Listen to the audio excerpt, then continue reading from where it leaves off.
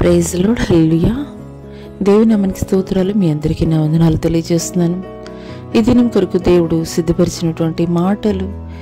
ప్రియ సహోదరి సహోదరుడా, నీవు దేవుడు నాతో మాట్లాడాలి, దేవుని యొక్క ప్రత్యక్షత నేను చూడాలి, ఆయన మహిమను నేను చూడాలి అని ఈ రీతిగా నువ్వు ప్రార్థిస్తున్నావా? అయితే ఈ మాటలు దేవుడు నీ కొరకే మాట్లాడుతున్నారు. ఇదిగో ఆ దినమందే వారిలో ఇద్దరు యెరూషలేమునకు ఆమడ దూరమున ఉన్న ఎమ్మాయి అను ఒక మార్గమున వెళ్ళుచు జరిగిన ఈ సంగతులన్నిటినీ గూర్చి ఒకరితో ఒకరు సంభాషించుచుండిరి. వారు సంభాషించుచు ఆలోచించుకొనుచుండగా యేసు తానే దగ్గరికి వచ్చి వారితో కూడా నడిచెను. అయితే వారు ఆయన్ను గుర్తుపట్టలేకుండా వారి కన్నులు మూయబడెను.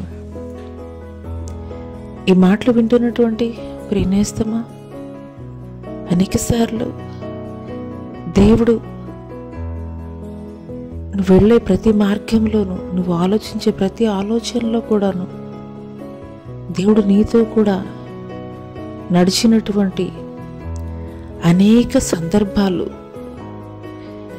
దేవుడు నిన్ను గైడ్ చేస్తున్నటువంటి ఎన్నో సందర్భాలు నీ జీవితంలో నువ్వు కలిగి ఉన్నావు. అయినప్పటికీ కూడాను ఆయనను గుర్తుపట్టలేనటువంటి పరిస్థితుల్లో ఉన్నావేమో ఒకసారి ఆలోచించుకో. ఎన్నోసార్లు ఆకస్మికమైనటువంటి ప్రమాద బారి నుండి నువ్వు తప్పింపబడ్డావు. అనేకసార్లు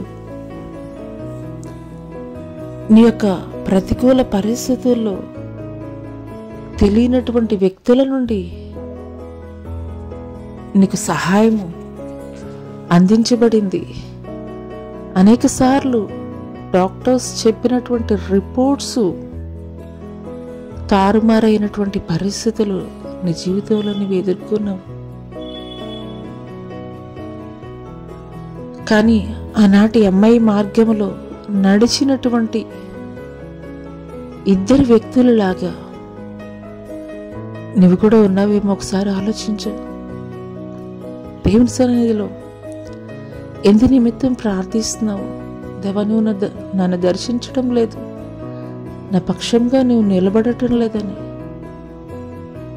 ఆయనను చూచేటువంటి మనోనేత్రాలు నాకు దయచేయ అని నువ్వు దేవుని సన్నిధిలో నువ్వు ప్రార్థించగలిగినట్లయితే, ఆనాటి ఎలీషా శిష్యుడు దేవుని యొక్క అగ్ని రథములు చూడకుండా ఏ రీతిగా నేత్రములు మూయబడినో, ఎలీషా ప్రార్థించిన తర్వాత అతని యొక్క నేత్రములు తెరవబడి ఏ రీతిగా చూడగలిగాడో అదే రీతిగా నీవు కూడా ప్రార్థించు.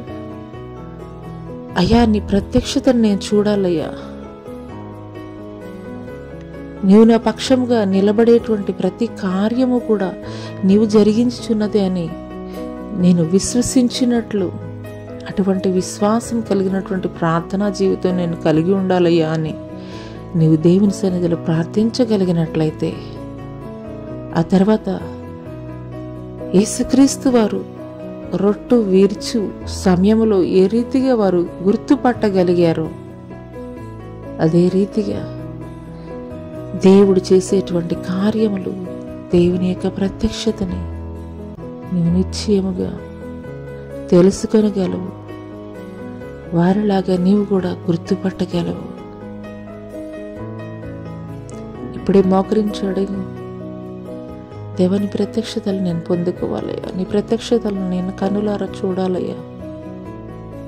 ఈ రీతిగా నువ్వు అడగగలిగినట్లయితే, ఒక ఎలీషా శిష్యుడు ఏ రీతిగా చూడగలిగాడో అదే రీతిగా నీవు కూడా చూడగలవు.